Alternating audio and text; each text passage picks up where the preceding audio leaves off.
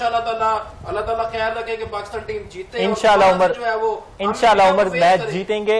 سر آخری سوال میں آپ سے کرنا چاہوں گا کہ میرے خیال سے ایک بار پھر بھارت کو رسوا ہونا پڑا اور عالمی فورم پر رسوا ہونا پڑا، جیسے وہ ہمیشہ ہوتا رہا ہے۔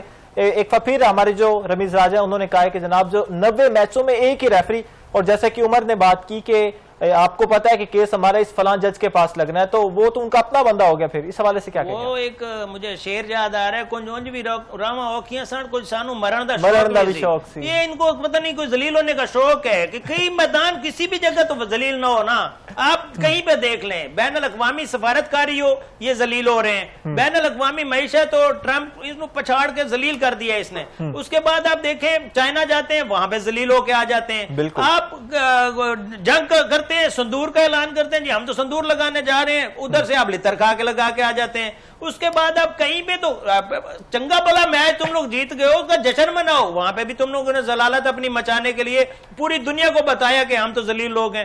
آپ کہیں سے تو ذلیل نہ ہو، کہیں سے تو آپ سرخرو ہونے والا حرکت کرو۔